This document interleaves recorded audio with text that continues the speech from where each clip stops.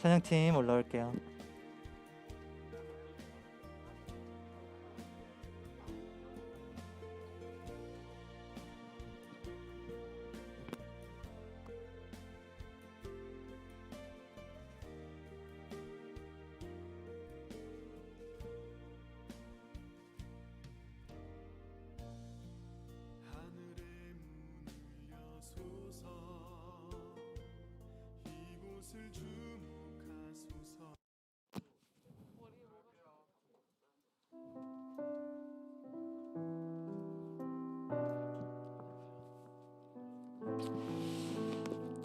이 시간에 예배 앞에 나온 우리 중등부 친구 여러분, 반갑습니다.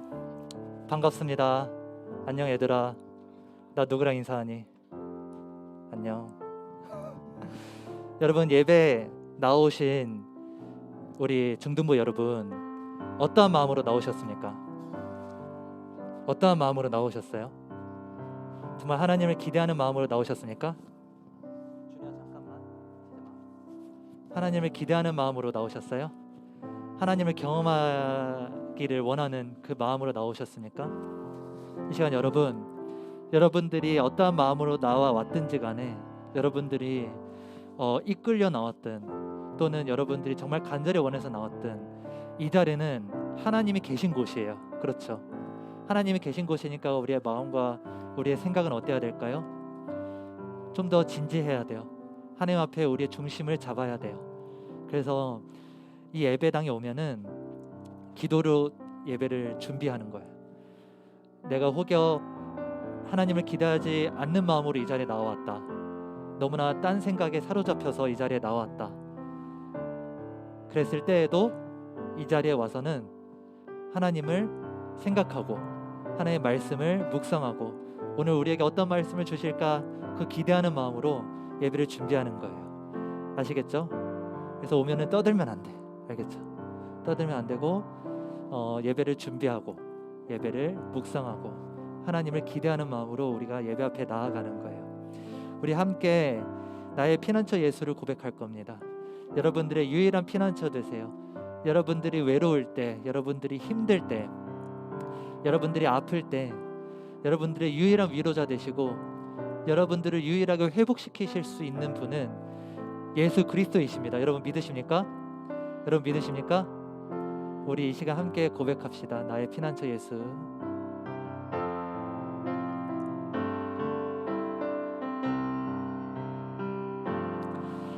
나의 피난처 예수 의지해요. 나의 피난처 예수 의지해요. 나의 가는 길에 거센 바람 몰아쳐와도 나의 피난처 예수 우리 1절 한 번 더 고백할게요. 나의 피난처, 나의 피난처 예수 의지해요. 나의 피난처 예수 의지해요. 나의 가는 길에 거센 바람 몰아쳐와도 나의 피난처 예수 의지. 우리 아버지 하나님을 찬양합니다. 아바 아버지, 아바 아버지, 나를 사랑하시니 나의 모든 것 주께 드려요. 아바 아버지, 내가 여기 주님 영광 위하여, 주님 영광 위하여.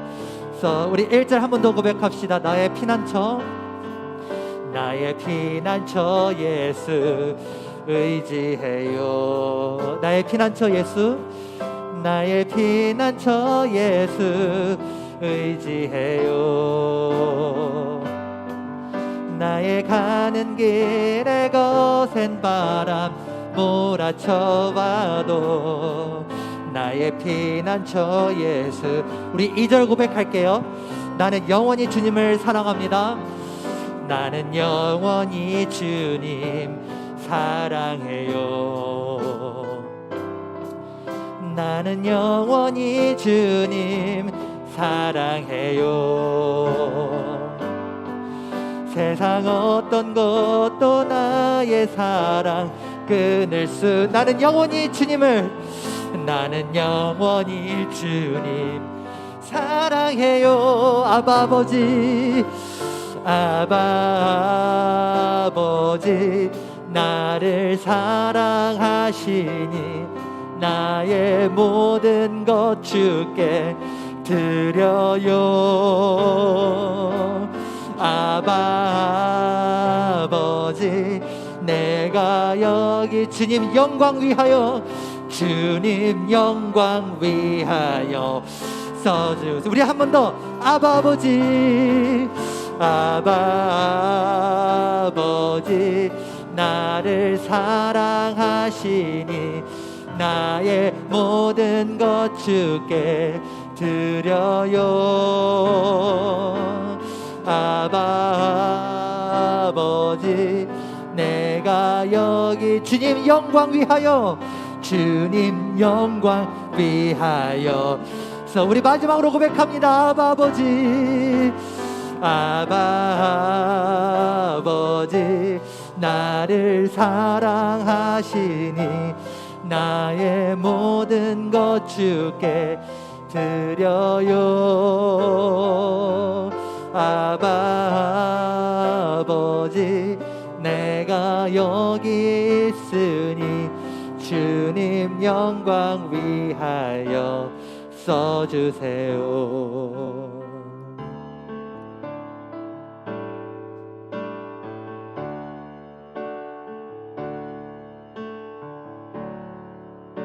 화려하지 않아도, 화려하지 않아도 정결하게 사는 삶, 가진 것이 적어도 감사하며 사는 삶, 내게 주신 작은 일 나눠주며 사는 삶, 이것이 나의 삶의 행복이라오. 이것이 행복이라오.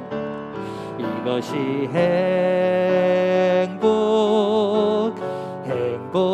행복이라오.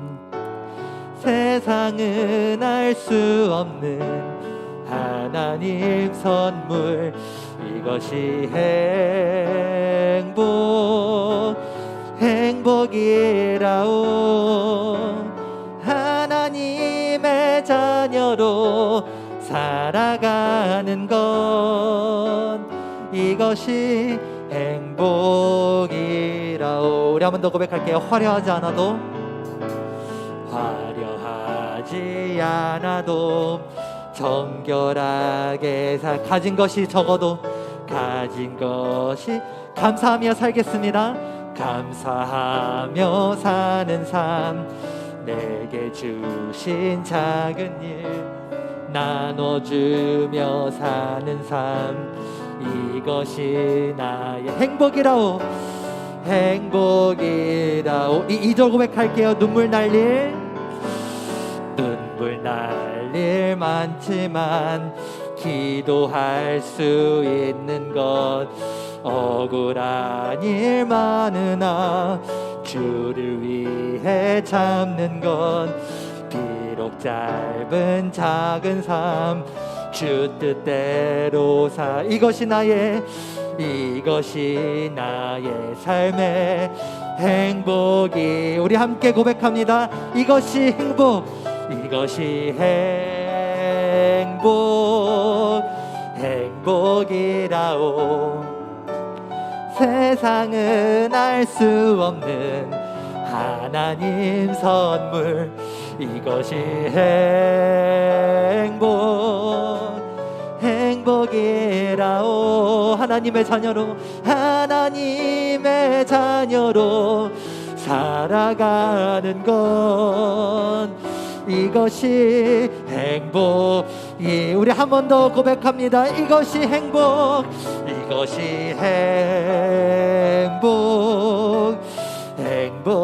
행복이라오. 세상은 알 수 없는 하나님 선물 이것이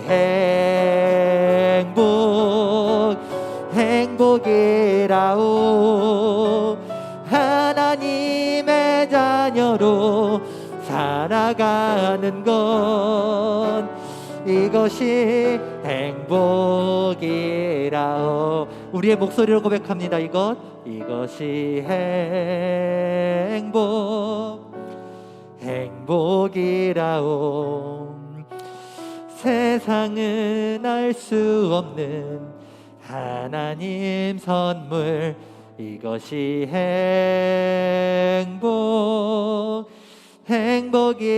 행복이라오. 하나님의 자녀로 살아가는 것 이것이 행복이라오. 우리 함께 기도하며 나아갑시다. 우리가 어떤 정체성으로 살아가는 것보다 주님의 자녀로 살아가는 이 정체성이 우리의 가장 큰 정체성이고 이것이 우리의 유일한 행복이 되는 정체성입니다. 여러분 믿으십니까?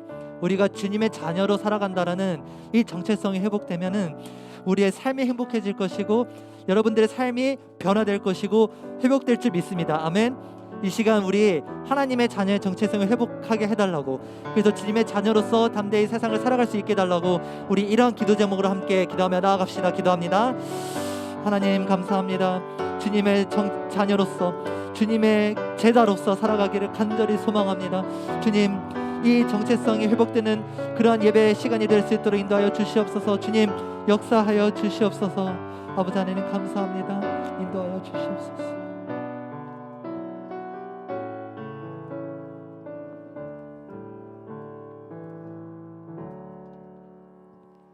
거룩하신 하나님 아버지, 오늘도 건강한 모습으로 친구들과 현장 예배에 참석할 수 있는 여건과 시간을 허락해 주셔서 감사합니다. 지난 일주일 동안 우리가 지었던 죄들을 용서해 주시고 전도사님이 오늘 말씀 잘 전해질 수 있게 해주세요. 한 주 동안 매일 큐티하고 말씀대로 살아갈 수 있도록 도와주세요. 예수님의 이름으로 기도드립니다. 아멘.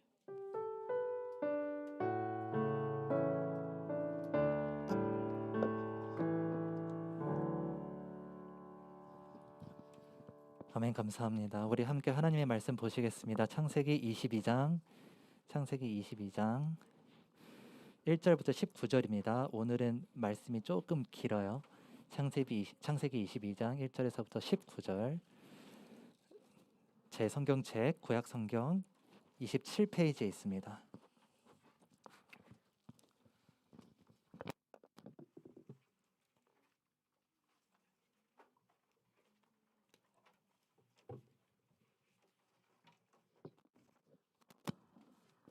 창세기 22장 1절에서부터 19절.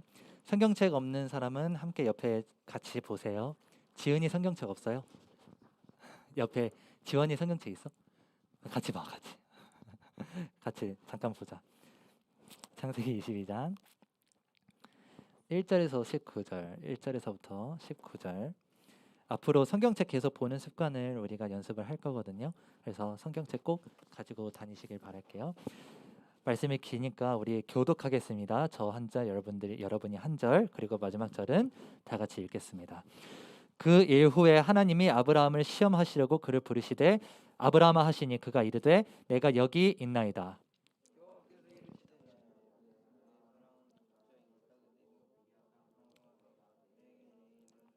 거기 그를 번제로. 아브라함이 아침에 일찍 일어나 나귀의 안장을 지우고 두 종과 그의 아들 이삭을 데리고 번제에 쓸 나무를 쪼개 가지고 떠나 하나님이 자기에게 일러 주신 곳으로 가더니 아브라함이 눈을 들어 그곳을 멀리 바라본지라.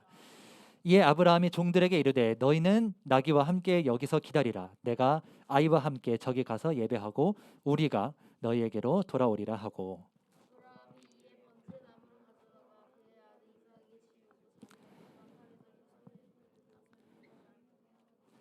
이삭이 그 아버지 아브라함에게 말하여 이르되 내 아버지여 하니 그가 이르되 내 아들아 내가 여기 있노라.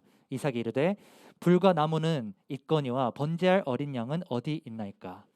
아브라함이 이르되 내 아들아 번제할 어린 양은 하나님이 자기를 위하여 친히 준비하시리라 하고 두 사람이 함께 나아가서 하나님이 그에게 일러주신 곳으로 이른지라. 이에 아브라함이 그 곳에 제단을 쌓고 나무를 버려놓고 그의 아들 이삭을 결박하여 제단 나무 위에 놓고 손을 내밀어 칼을 잡고 그 아들을 잡으려 하니 여호와의 사자가 하늘에서부터 그를 불러 이르되 아브라함아 아브라함아 하시는지라.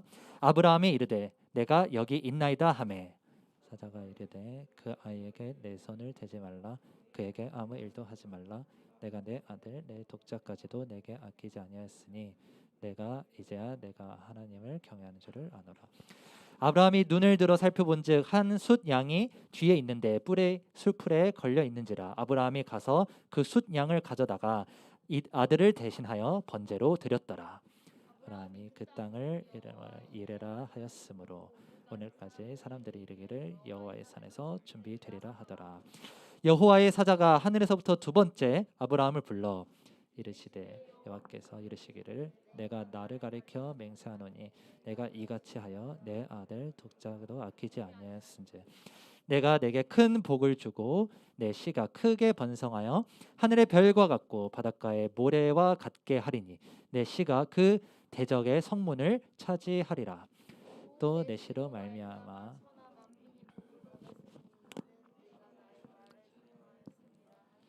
우리 함께 읽겠습니다. 이에 아브라함이 그의 종들에게로 돌아가서 함께 떠나 브엘세바에 이르러 거기 거주하였더라. 아멘. 할렐루야. 이 자리에 나오신 여러분 진심으로 환영하고 축복합니다. 오늘 순종의 비밀, 두려움과 떨림이라는 제목으로 하나님의 말씀을 전하도록 하겠습니다. 여러분들이 삶에서 가장 두려운 게 뭐예요? 여러분들이 삶에서 가장 두려운 게 무엇입니까? 여러 가지 두려움이 있겠죠. 그런데 그 두려움들의 원인이 있어요. 그 두려움의 근본적인 그 원인이 있어요. 그게 뭐냐면은 우리가 미래를 알지 못하는 것 때문에 우리의 모든 두려움이 시작된다라는 거예요. 다들 미래에 무슨 일이 일어나는지 알고 싶죠? 내가 대학에 갈 수 있는지, 어디 대학에 갈지, 내가 언제 결혼할지, 내가 좋은 직장에 다닐 수 있을지 이런 거 여러분들 알고 싶어 하지 않아요? 사람들이 종교를 의지하는 까닭도 이 미래가 잘 되었으면 하는 바람 때문이죠. 우리가 두려워하는 가장 근본적인 이유가 무엇이냐면 미래를 한 치 앞도 알 수 없기 때문입니다. 모든 두려움이 여기서 오는 거예요. 이렇게 열심히 공부했는데 성적이 안 나오면 어떡하나, 대학에 못 들어가면 어떡하지? 모두 미래를 모르기 때문에 오는 두려움입니다. 여러분 신앙생활도 마찬가지죠. 여러분 왜 성경 말씀대로 사는 것에 두려움을 느끼세요? 왜 말씀대로 안 살세요? 왜 친구들에게 교회를 다닌다고 자신 있게 말하지 못하세요? 왜 신앙의 양심을 선택하지 않고 세상적인 유희와 쾌락을 선택하세요? 왜 하나님보다 친구들이나 스마트폰을 더 좋아하세요? 왜 그러냐면 두렵기 때문이에요. 세상이 아닌 하나님을 선택하면 이 미래에 무슨 일이 일어날지 모르는 그 두려움 때문에 우리가 자꾸 안전한 세상을 선택하려고 하는 겁니다. 하나님을 선택하다가 내 인생이 잘못될까 봐, 친구들에게 비웃음 당할까 봐, 그래서 우리가 크리스천이라고 자신 있게 말하지 못하는 거죠. 여러분 하나님의 말씀대로 사는 것에 머뭇거리고 있어요? 두렵습니까? 이것이 아브라함이 겪은 갈등이었어요. 아브라함은 이걸 어떻게 극복했을까요? 오늘 본문 말씀은 너무 유명한 구절이죠. 무슨 내용인지 알죠? 우리가 본문 읽어봤지만 여러분들이 주일학교 때 다 들었던 내용일 겁니다. 아브라함의 아들 이삭이 제물로 바쳐진 사건이죠. 이삭은 아브라함에게 너무나 귀한 자식이었어요. 하나님께서 주신 아들이었기 때문입니다. 하나님께서 계속 아브라함에게 네 몸에서 날 씨가 네 상속자가 되리라 라고 계속 말씀하셨는데 아브라함의 나이가 너무 많았죠.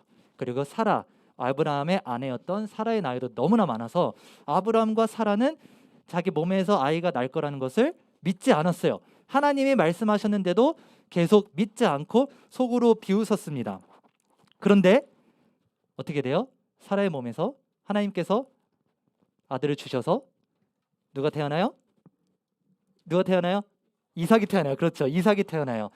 자, 이삭은 아브라함이 먼저 원하지 않았어요. 아브라함이 먼저 아들을 달라고 원하지 않았어. 그냥 그내 친척인 엘리멜렉이나 아니면은 하갈을 통해서 나왔던 그 이스마엘이 잘 되기를 원했어요. 하지만 하나님께서 일방적으로 그 언약 백성을 이루어 가시기 위해서 이삭을 아브라함에게 허락하신 거예요. 그래서 하나님께서는 이삭의 후손만이 아브라함의 후손이 될 것이다 라고 말씀합니다. 그래서 이 계획은요, 바뀔 수가 없는 거예요. 이 계획은 철회될 수가 없어요. 만약에 이삭이 죽기라도 하면 어떻게 돼요? 굉장히 곤란해지죠. 후손이 없어지니까요. 그러니까 하나님의 계획이 완전히 무마되는 거예요. 하나님이 스스로 말을 바꾸게 되는 거죠. 변덕쟁이가 되어버립니다. 이런 분을 나의 주인으로 모실 수 있겠어요? 아브라함에게 큰 민족을 이룬다라고 말씀하셨는데 이 말 한마디만 믿고 아브라함은 갈대아 우르에서 1600km나 걸어가서 가나안 땅에 왔잖아요. 그 말만 믿고 여기까지 왔는데 이 모든 수고가 헛된 것이 돼버리죠. 사라는 이미 나이가 많아서 임신이 불가능한 상태죠. 그런데 다시 또 아기가 생긴다는 게 말이 안 되잖아요. 그래서 이삭이 죽으면 굉장히 곤란해지는 거예요. 이렇게 비상식적인 이 하나님의 이 말씀, 이 하나님이 이삭을 죽일 때 나타나는 이 비상식과 비합리성, 하나님의 비합리성이 나타나면, 하나님의 비상식이 나타나면 우리가 그 하나님을 믿을 수가 있을까요?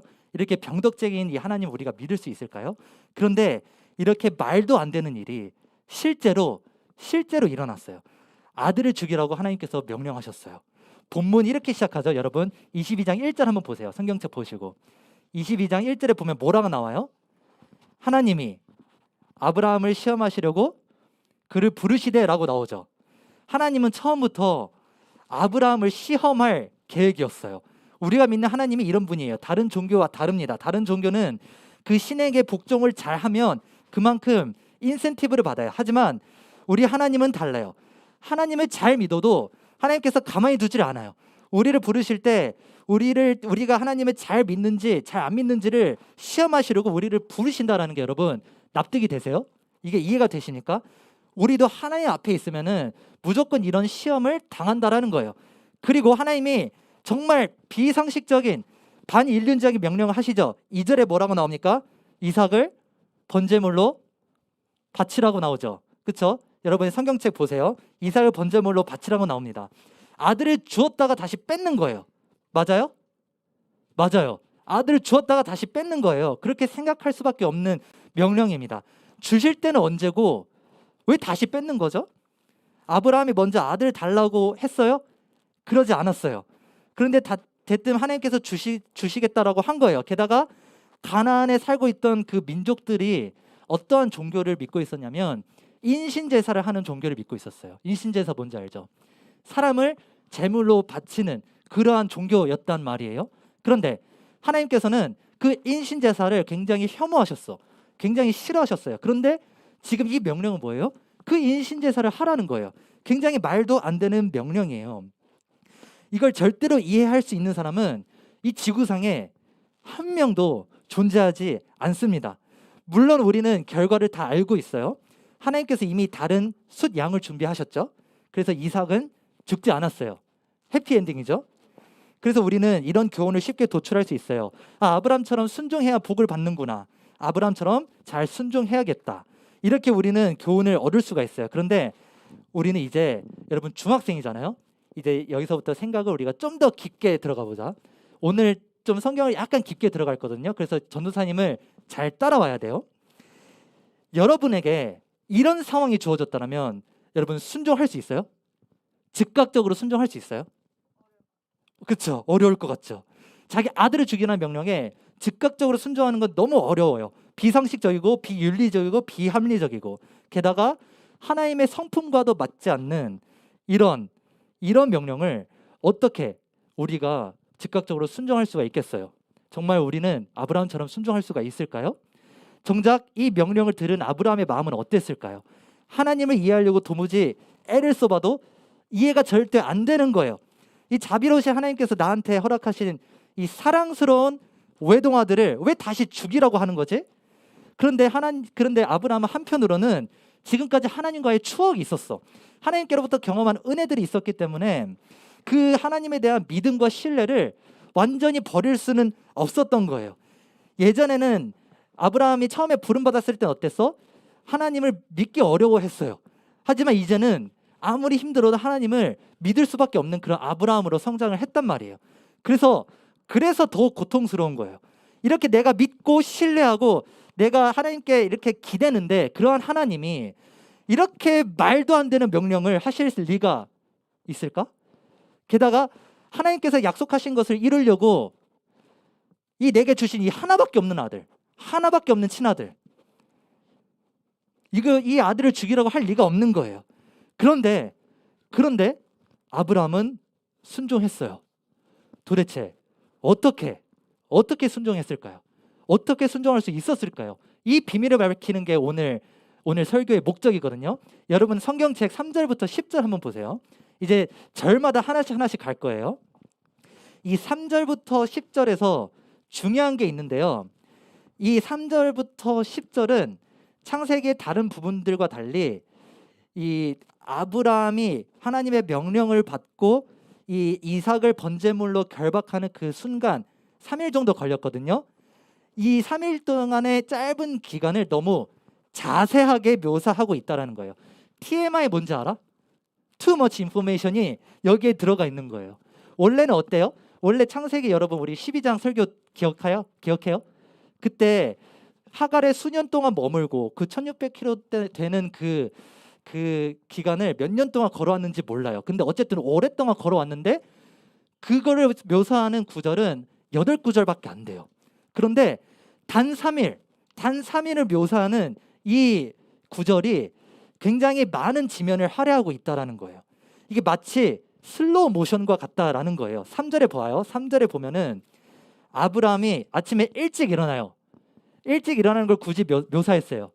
이게 첫 번째 TMI예요.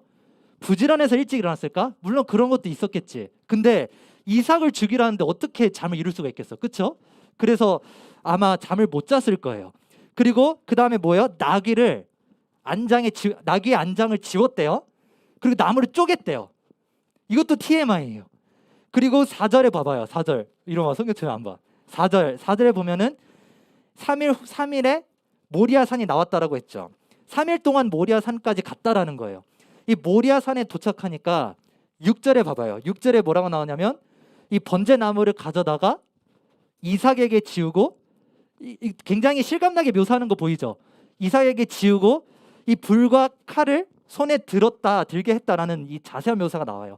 여러분 영화를 볼 때 보여? 이거 어디에 나오는 장면이야?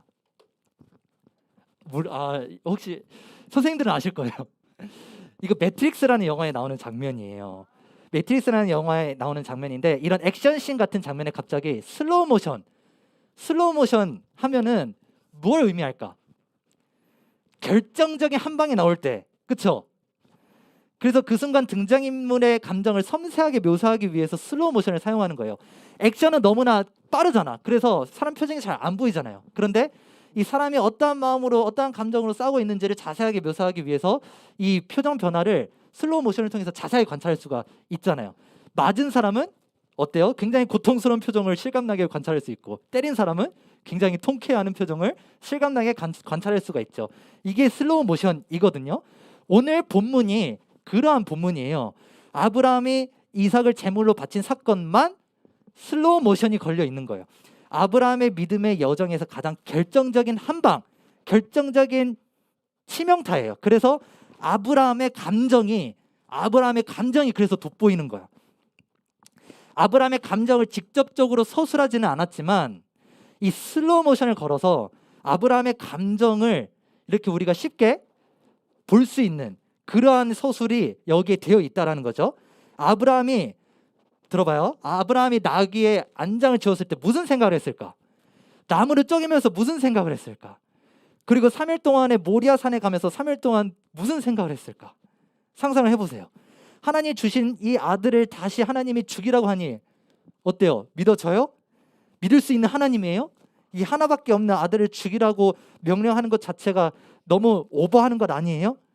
그러다가 아들이 진짜 죽고 나서 아들을 안 주시거나 아들이 다시 안 살아나면 어떡하지? 이런 5만 가지 생각이 들었겠죠.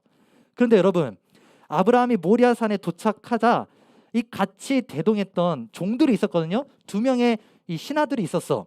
이 신하들에게 5절에서 이렇게 말합니다. 5절 한번 읽어보자. 여러분들 성경책 보시고 시작.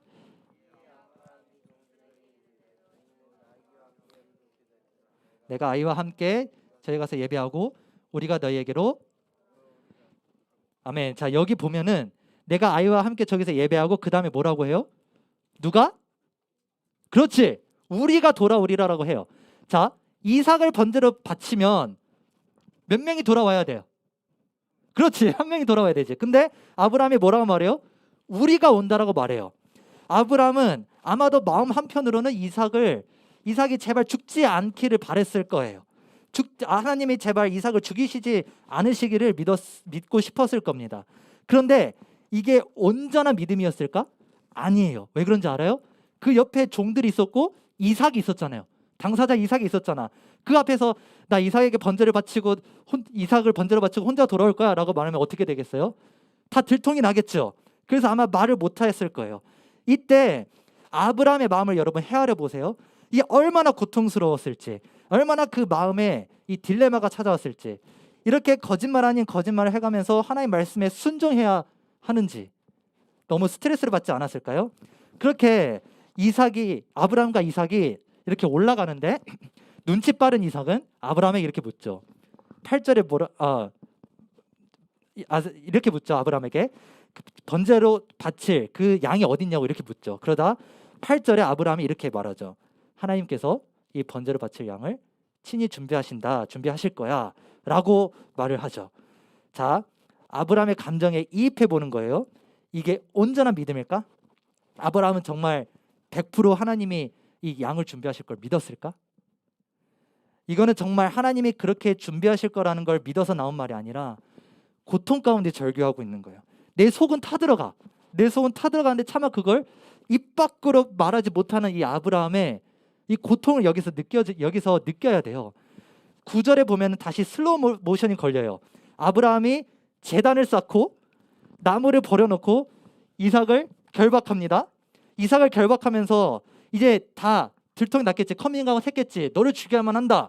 자, 그러면 이삭과 아브라함 사이에 무슨 이야기가 오갔을까? 이삭이 내 아버지 바로 죽겠습니다 이랬을까요? 아니겠죠. 굉장히 많은 썰전들이 오고 갔을 거예요. 정말이에요? 아버지 정말 나를 죽이라고 한 게 하나님의 명령 맞아요? 정작 직접 명령을 받은 아브라함도 이해를 못하는데 이삭은 더 이해할 수 있겠어요? 이해를 못하겠죠. 그렇죠? 그래서 이 가운데 굉장히 많은 이 논쟁이 오고 갔을 거예요. 그리고 마침내 아브라함은 정말 이삭을 죽이려고 해요. 칼을 집어들었어요. 이상하지 않아요? 여기까지 과정을 봐봐요. 굉장히 두려워했어요. 근데 어떻게 순종할 수 있었을까? 저 같았으면 당장 그 자리를 뛰쳐나왔을 거예요. 자, 이 비밀을 어디에서 밝힐 거냐? 욥기에서 밝힐 거예요. 욥기로 가면은 여러분 욥이 어떤 내용인지 아시는 분도 있겠지만 모르시는 분들 위해서 아브라함과 비슷한 시험을 당하죠. 아브라함보다 더 심한 시험을 당해요. 심지어 하나님이 사탄에게 욥을 시험을 해도 된다고 허락하셨어요. 그렇죠? 욥을 시험을 해도 된다고 허락을 하셨어요. 그런데 그 내용이 참 재밌어요. 욥이 시험을 통과했어요? 통과했어요? 통과 못했어요. 시험에 들었어요. 욥이 하나님을 원망을 했어요. 자기의 생일을 저주하기 시작했어요. 이 세 친구들과 계속 토론을 하는 거예요. 욥이 왜 고통을 당하고 있나?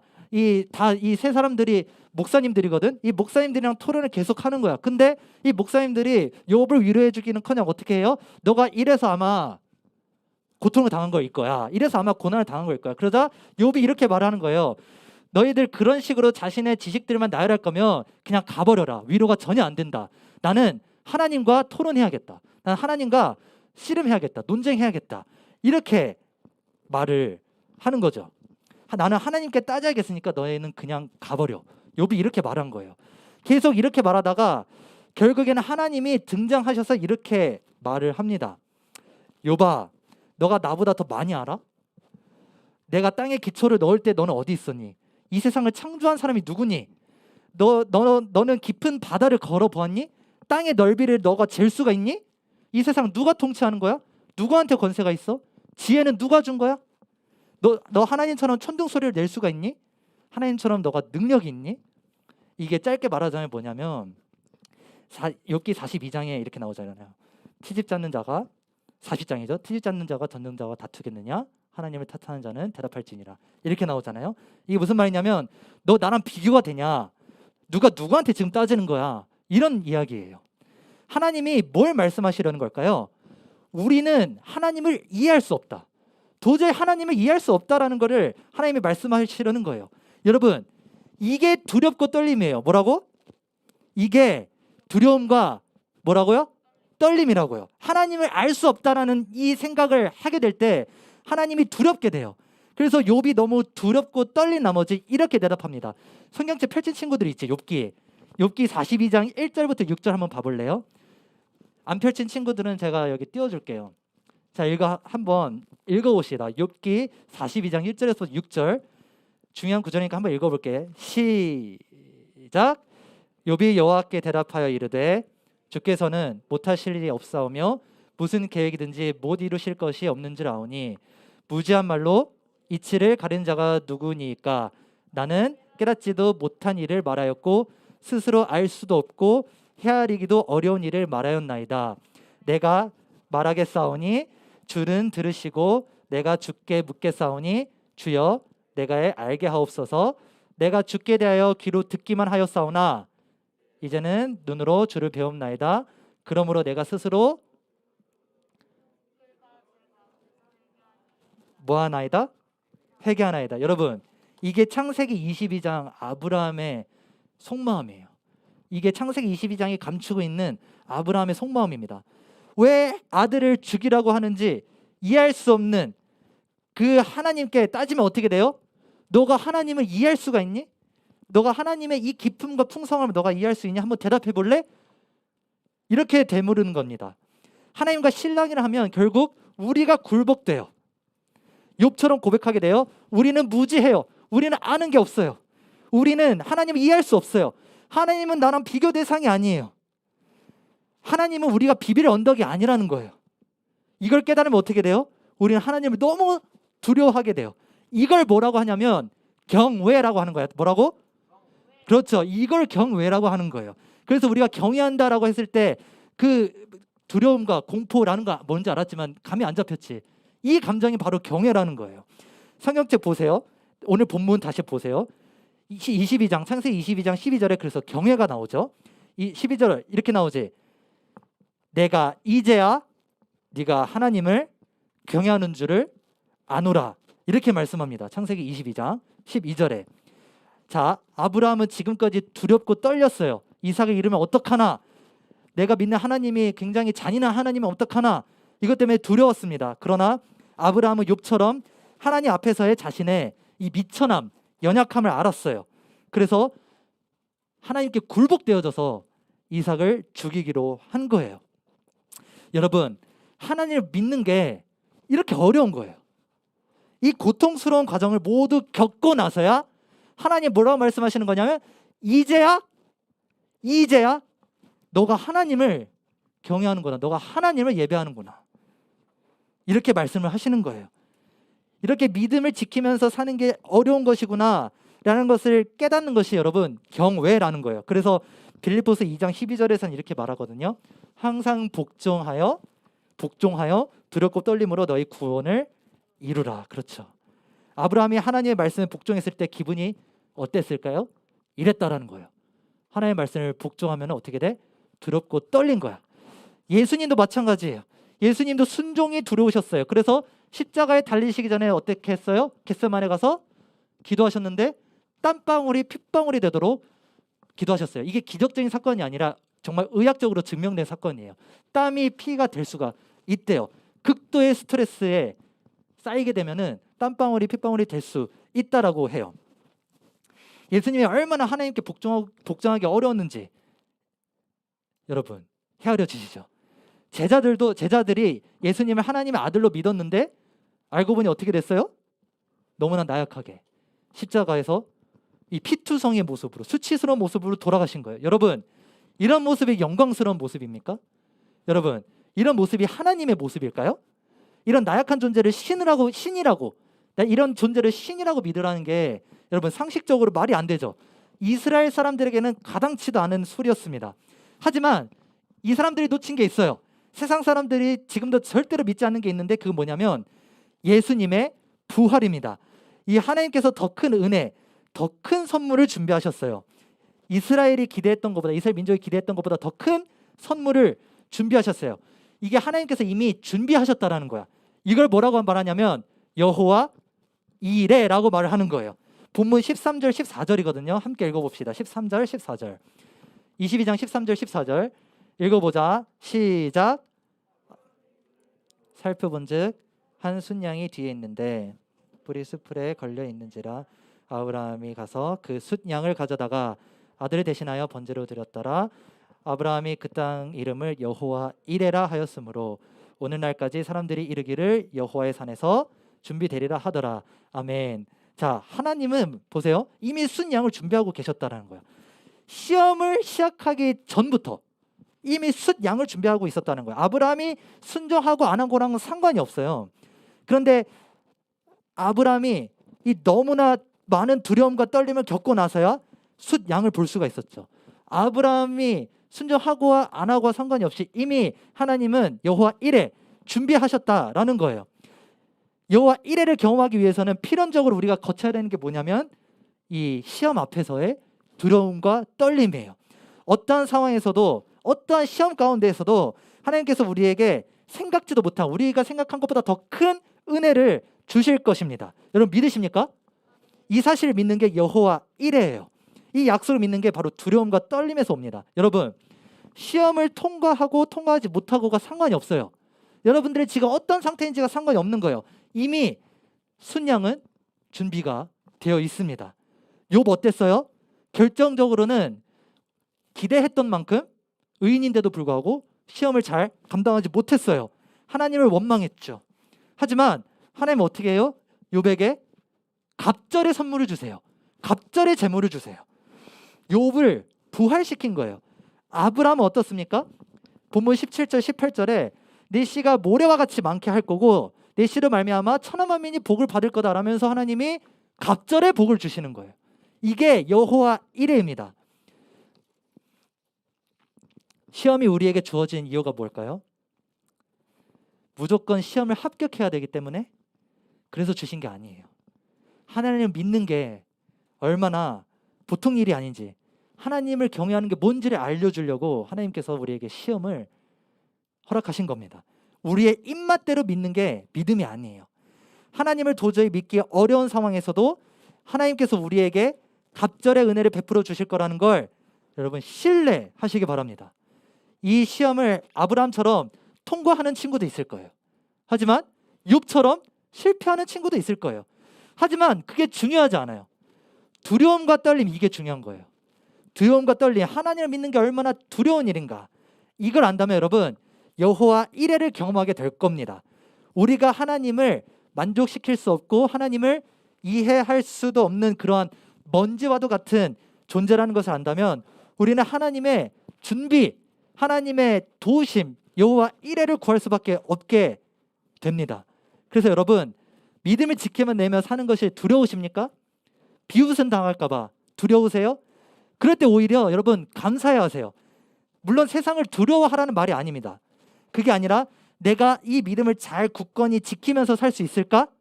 이런 걱정과 두려움이 드는 건 너무나 당연한 거예요. 오히려 두렵지 않다면 난 잘 믿을 수 있어, 오히려 두렵지 않다면 내 힘으로 다 믿을 수 있고 내 힘으로 다 구원을 이룰 수 있다라고 생각한다면 하나님의 도우심을 필요로 하지 않겠죠. 굉장히 교만한 겁니다. 여러분, 신앙생활이 두려우세요? 크리스천이라고 자신 있게 말하지 못하면서 다니고 계신가요? 하나님이 왜 우리에게 두려워하지 말라라고 말씀하신지 아세요? 우리가 두려워할 수밖에 없는 존재이기 때문이에요. 우리가 세상을 두려워할 수밖에 없는 그런 나약한 존재라서 그렇습니다. 하나님의 도움이 필요한 존재라는 사실에 여러분 오히려 감사하시길 바랍니다.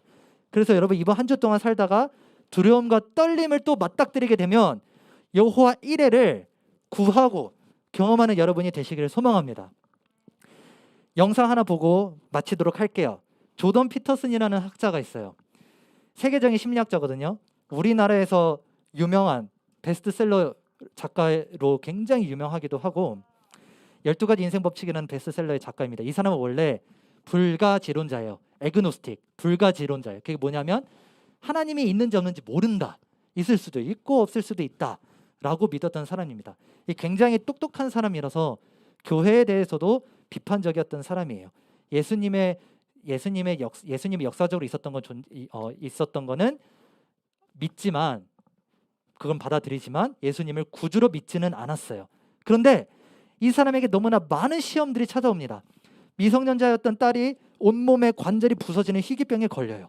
그래서 성인이 견디기도 어려운 진통제를 여러 번 나이 때 그걸 맞고 굉장히 고통스러워하고 결국에는 다리 한쪽을 절단해야 된다라는 그러한 그 진단을 받게 됩니다. 게다가 자신의 아내가 신장암 말기를 진단받습니다. 이로 인해서 이 피터슨 교수는 극심한 불안감에 빠져서 약을 처방받았는데 그 약물이 몸에 제대로 작용하지 않아서 오히려 불안 증세가 더 많아지고 이 금단 현상 때문에 1년 동안 엄청난 고통을 받고 자살 충동까지 느꼈다고 해요. 1년 동안 모든 강연과 저술 활동을 멈췄어요. 그의 삶은 고통의 연속이었습니다. 그러다가 완치 후에 1년 만에 매스컴에 복귀를 하고 난 다음에 그의 생각이 바뀌었는데요. 한번 영상으로 보실게요.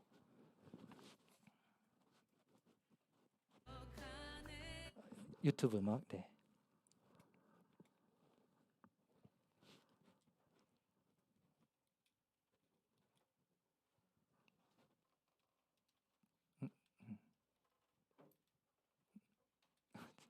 재생이 안 되나? 자, 재생부터 한번 눌러봐 주실래요? 거기.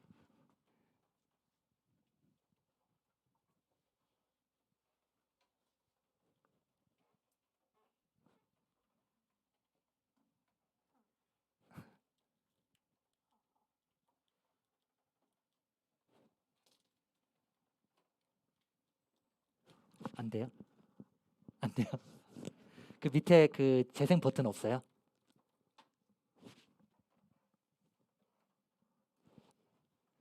아니면 그 이미지 한번 눌러봐 주실래요? 이미지.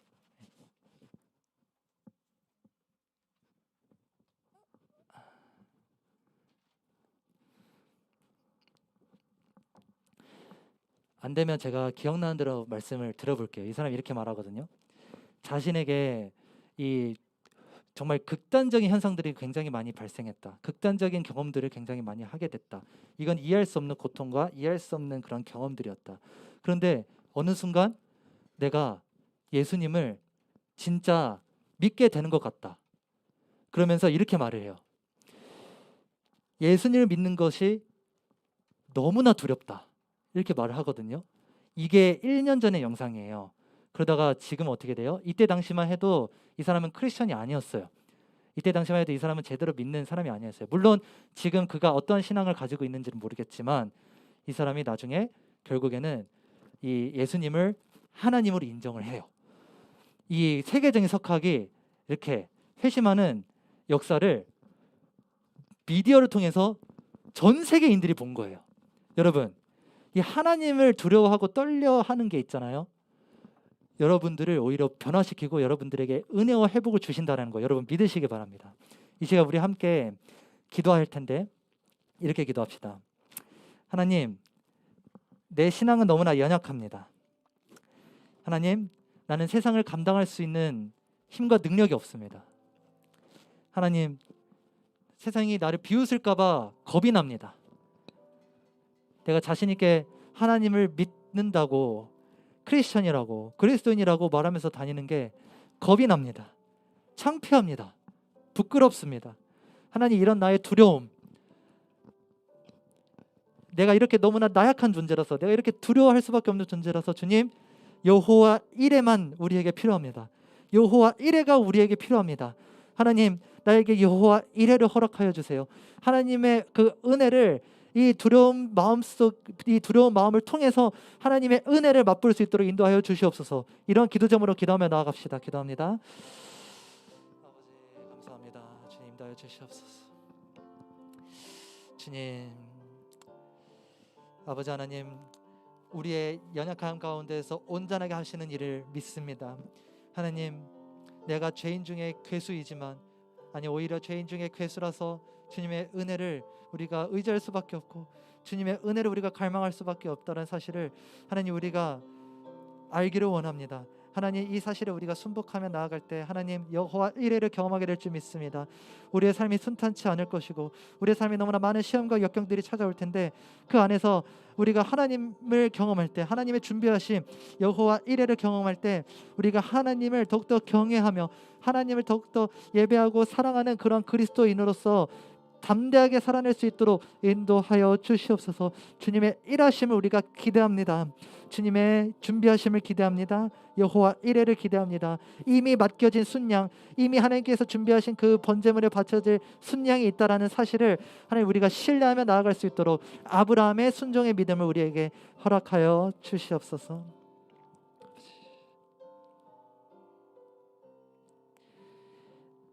예수 그리스도의 이름으로 기도드렸습니다. 아멘. 우리 함께 봉헌하시겠습니다.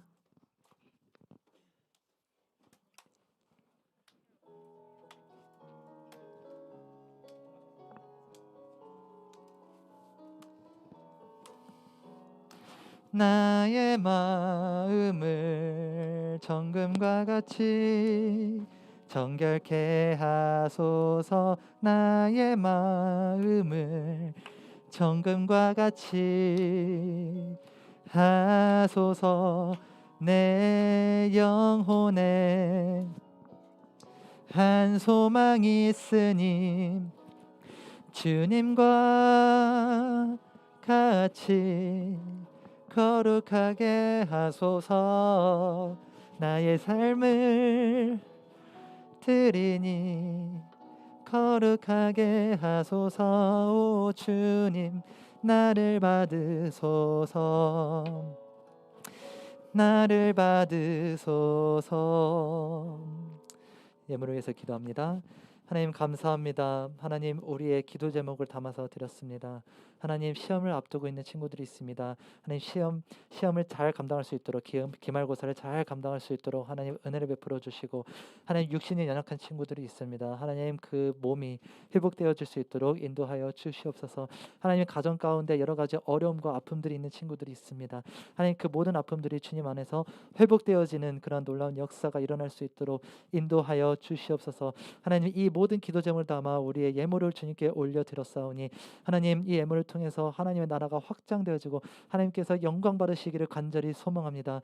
하나님, 또한 우리가 말씀을 통해서 하나님, 이 두려움과 떨림이 얼마나 귀한 신앙인지를 우리가 배웠습니다. 하나님, 우리가 세상을 두려워할 때, 우리가 세상 가운데 믿음으로 잘 살아낼 수 있을까 우리가 걱정과 염려에 빠질 때, 하나님께 순종하는 것이 너무나 두려울 때, 하나님 그때 여호와 이레를 우리가 외치며 하나님께서 이미 준비하신 순양 번제물을 우리가 신뢰하면서, 우리가 기대하면서 우리가 신앙생활을 담대히 나아갈 수 있도록 주님 인도하여 주시옵소서.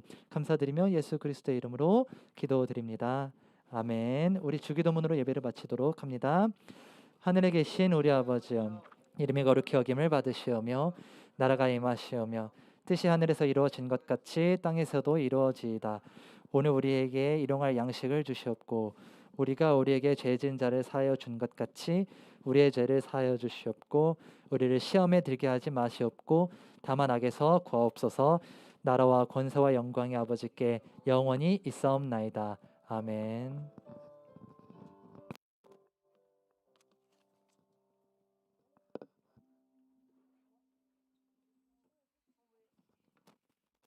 광고하겠습니다.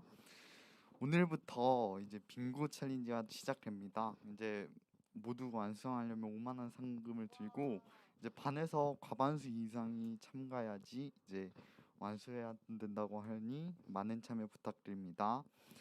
5월 큐티 시상식이 이제 곧 있을 예정이니까 오늘까지 큐티를 제출해 주시기 바랍니다. 이제 새로운 친구 있나요?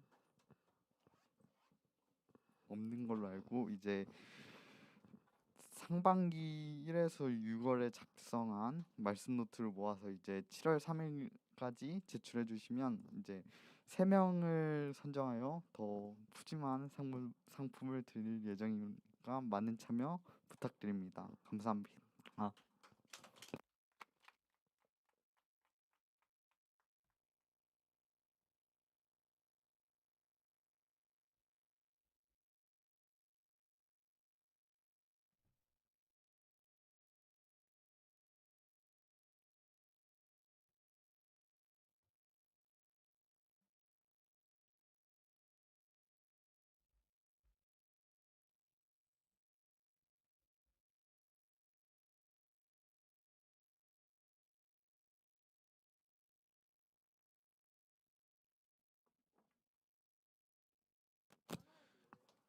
안녕하세요.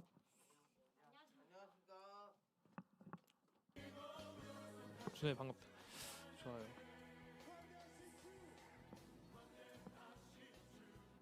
어떻게 쓰는 거지? 어떻게 쓰는 걸까? 응?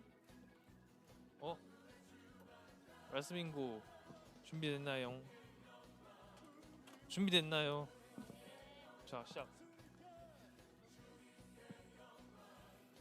10, 9, 8, 7, 6, 5, 4, 3, 2, 1땡.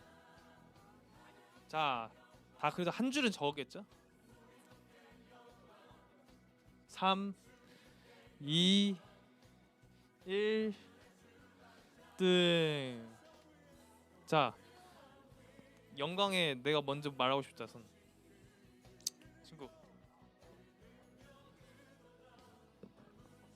예수님? 예수님 하나. 그리고 두 번째.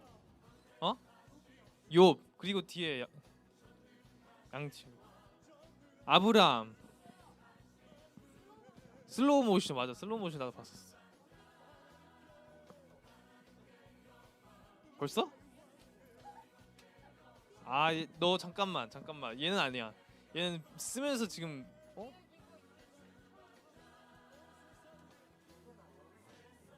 욥은 아니라고? 잠깐만. 얘들아 뭐 적은 사람 있으면 일단 적고 있어봐. 조금 주작 냄새가 나는데. 주작 냄새가 나는데. 한 친구 더 뽑을게. 준호야 뭐 할래? 저기서 한번 골라봐 준호야. 떨림 있니? 뭐야 지금 이렇게 많이 나왔어? 지금 원민고 된 친구들이지? 떨림이 있다고? 원민고 있는 친구들 손 들어봐. 잠깐만. 3명이지 지금. 원민고까지? 원민고 하는 사람 손. 원민고? 이름 뭐야? 태끼? 이태끼. 서영이랑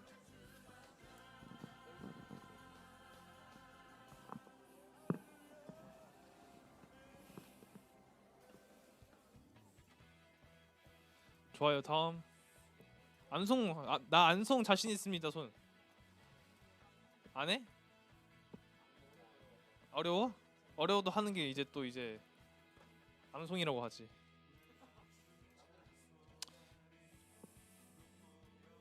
9번 누구야? 9번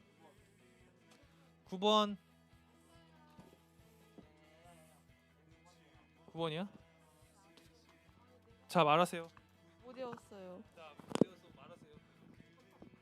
아브라함이 그렇지. 그럼 창세기 몇 절이야? 창세기 732절. 네, 자 이렇게 했고요.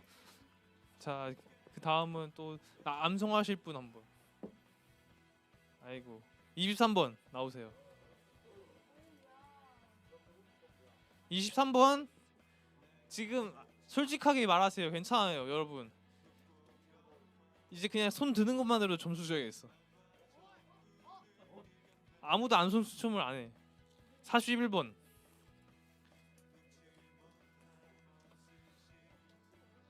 암손 추첨. 아무도 완성을 안. 27. 아 그냥 이거 의미가 없어. 안 되겠어. 자, 암송했니? 아브라함이 이르되 내 아들아 번제할 어린 양은 보고면서 하면 안 되고요. 자, 아직 못했어요. 아는 것만 조금 말해. 아브라함이 이르시되 까지마였습니다. 이르되. 자, 아니었어요. 한마디만. 아브라함이 이르되 그럼 나 할 수 있다 없니? 한 친구만 완성되면 이제 끝낼게. 아브라함이 이르되 내 아들아 번제할 어린 양은 하나님께서 자기를 위하여 친히 준비하시리라 하고 두 사람이 함께 나아가서 22장 8절.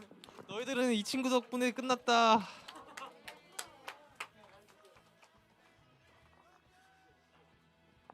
혜원이 거의 10점 좋아하는데.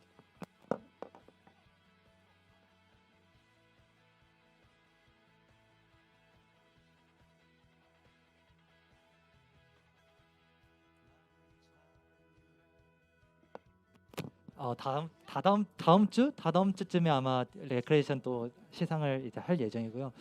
우리 은진이 2학년 3반 저번에 여기 있다. 이은진이 그 2학년 3반이 아니라 2학년 1반. 2학년 1반으로 가면 돼요. 자, 분반 공부하도록 하겠습니다. 여러분 고생 많았어요. 코이노니아 코이노니아로 갈 거예요. 네. 여러분 한 주 동안 두렵고 떨림으로 구원을 이루시는 중등부 친구들이 되세요.